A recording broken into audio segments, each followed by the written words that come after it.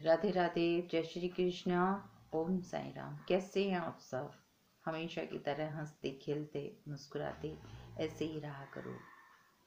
हंसते खेलते और मुस्कुराते। नानी बाईरो मायरे में हमने देखा कि इससे पहले के प्रसंग में हमने पाया कि नानी बाई की, नंदल बाई की दोनों छोरियां पानी में डूब कर मर जाती हैं, जिसमें नानी बाई की नंदल कहती है कि मैं तुम्हारी बेटी की शादी नहीं होने दूंगी।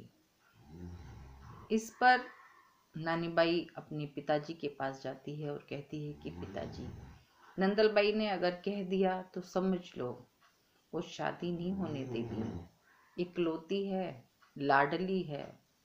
अगर उसने कह दिया कि मैं शादी नहीं होने दूंगी तो शादी नहीं होगी।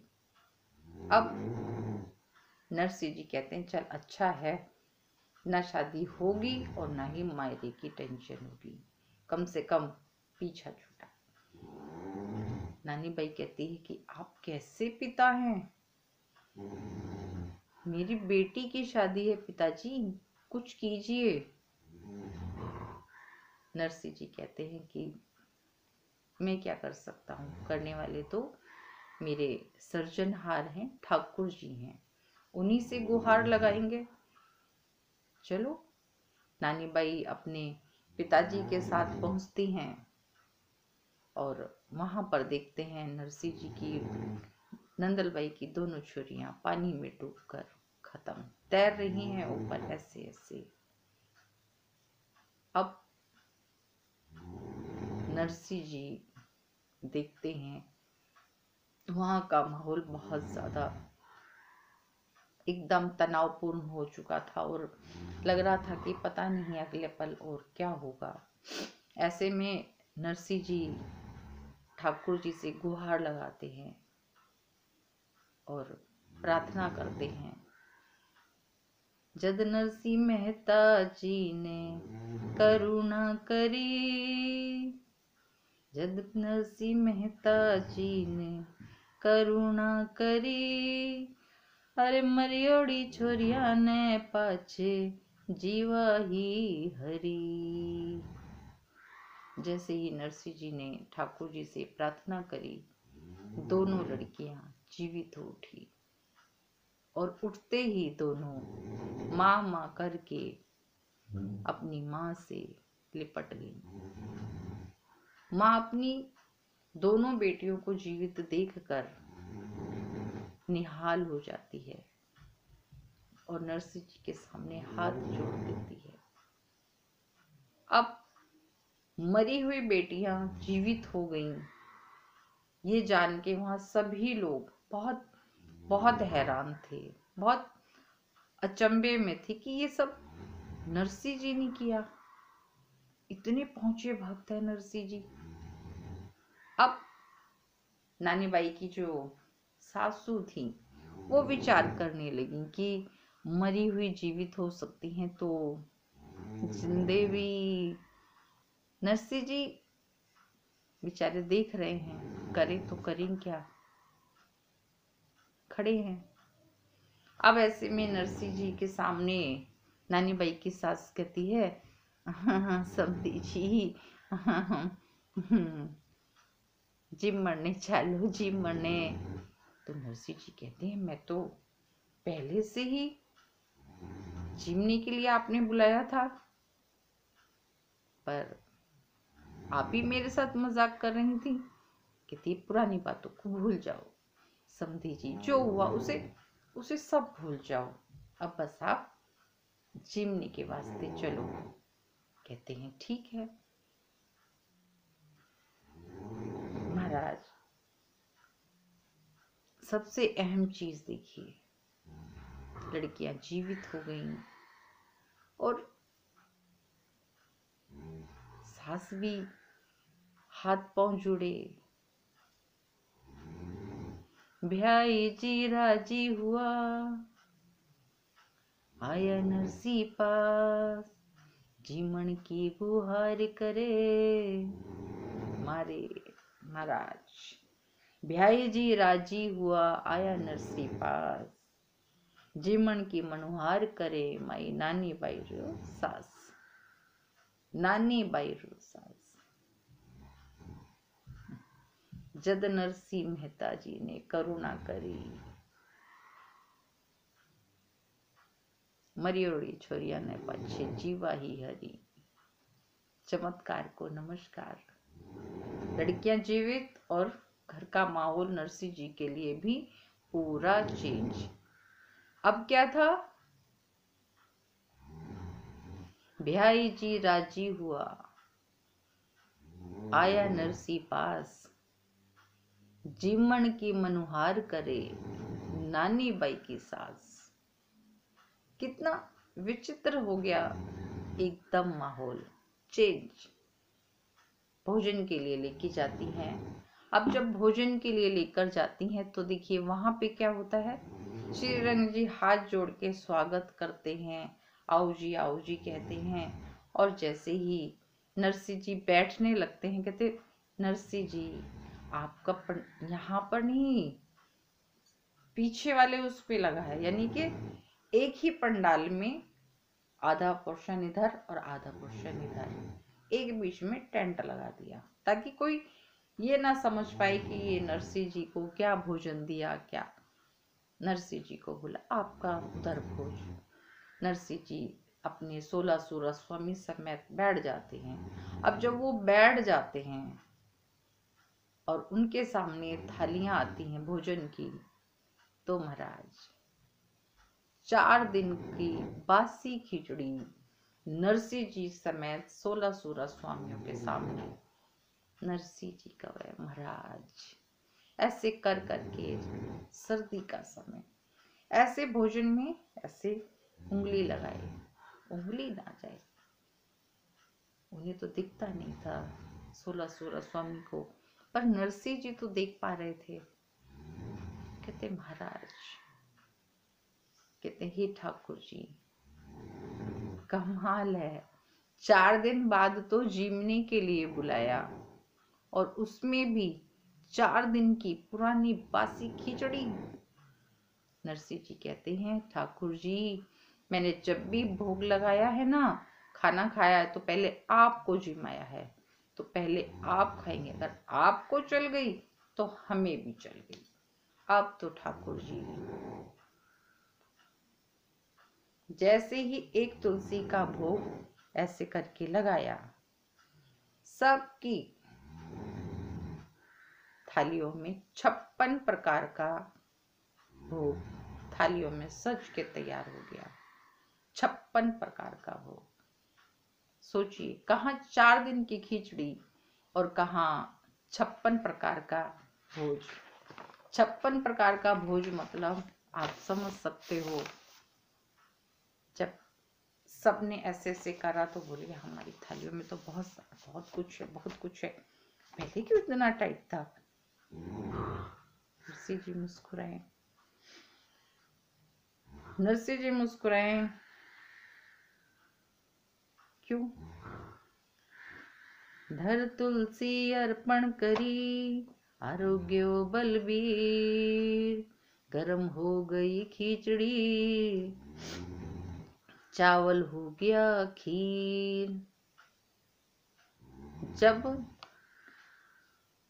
जब अपने नरसी जी ने तुलसी अर्पण करी, घर अर्पण तुलसी करी, आरोग्यो बलबीर, गरम हो गई खिचड़ी और चावल हो गया खीर, साग पात सरसा हुआ, पापड़ और पितौर, सतरंग भोजन हो गया, आरोग्य रण छोड़। महाराज कितना कुछ 4 लाइनों में हो जाता है ना। धर अर्पण, धर तुलसी अर्पण कर, आरोग्य अर्पी, मतलब सब कुछ इतना इजीली, इतना सब किसके लिए? नरसी जी के लिए। 56 प्रकार का जो भोजन था वो आ गया। सबने बहुत अच्छे तरीके से भोजन को ग्रहण किया। 56 प्रकार का भोग।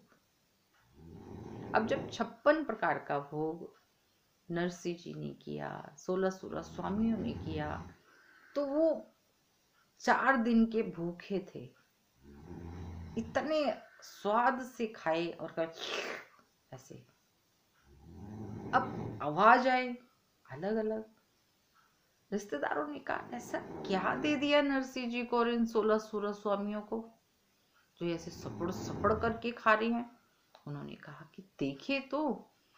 उन्होंने टेंट को ऐसे नीचे करके यूं देखा तो क्या देखते हैं कि 16 स्वामी नरसिंह जी 56 प्रकार के भोग खा रहे हैं। 56 प्रकार के भोग। अब नरसिंह जी 16 स्वामी जी सब लगे हैं दह दनादन खाने में लगे हैं। और इधर ये सब जितने रिश्तेदार थे सबने देखा और देख करके एकदम नाराज हो गए। कहते हैं कि श्रीरंग जी ने इतना बड़ा धोखा हमारे साथ किया, इतना बड़ा धोखा। उन्हें 56 प्रकार के भोग और हमें इस तरीके से। ये तो हमारी बहुत बड़ी बेइज्जती है। सारे रिश्तेदार जो आए थे भोजन जीवने के लिए वो सब उठ के चले गए। कहते इन्हीं को खिलाओ, आपके मायरेदार है ना, इन्हीं को खिलाओ, हम तो चले। वो सब के सब अपना चले जाते हैं।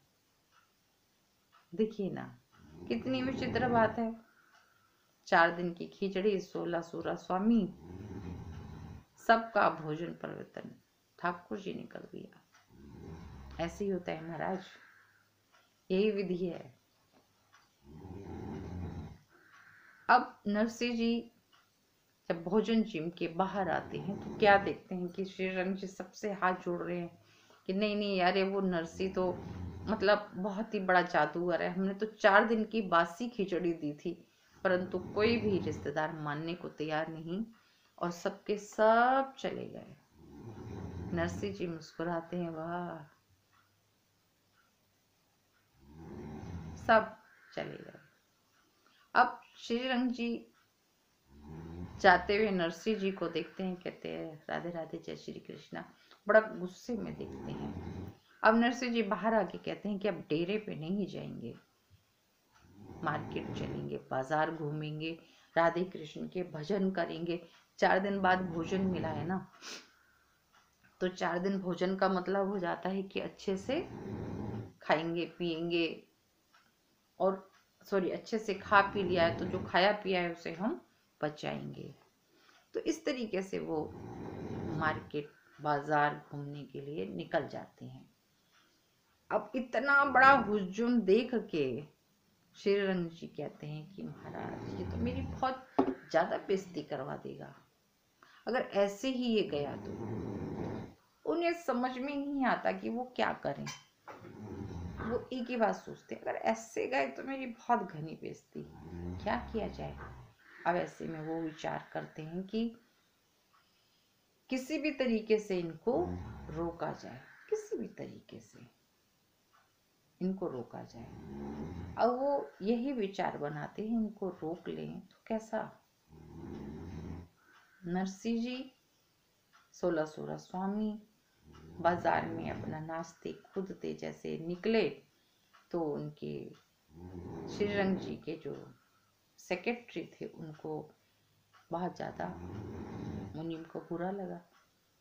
उन्होंने इशारे से अपने श्रीरंग जी के हाव भाव सब देख लिए और उनको लगा कि मैं सब संभाल लूंगा, ऐसा इशारा करके वो निकल जाते हैं।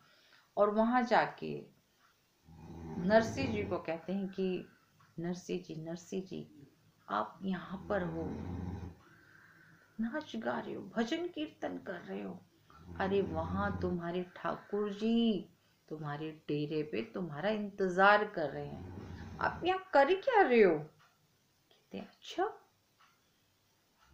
मतलब मेरे ठाकुर जी सांवला सा सीट मेरे डेरे पे मेरा इंतजार कर रहे हैं।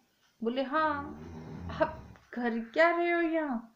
अरे जाओ महाराज, जा करके अच्छे से उनके सामने भजन कीर्तन करो। क्या कर रहे हो आप यहाँ? कहते हैं मैं यहाँ से चलता हूँ। राधे राधे, जय श्री कृष्णा। मेरे ठाकुर, मतलब मेरे ठाकुर मेरा वहाँ इंतजार कर रहे हैं और मैं यहाँ, मैं चला। राधे राधे, जय श्री कृष्णा।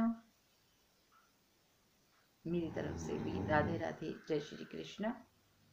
अगले प्रसंग में कल फिर आपसे मुलाकात होगी। तब तक के लिए दर्शना शर्मा को विदा दीजिए। कल फिर मिलती हूँ नरसिंह जी के साथ। ओम साई राम।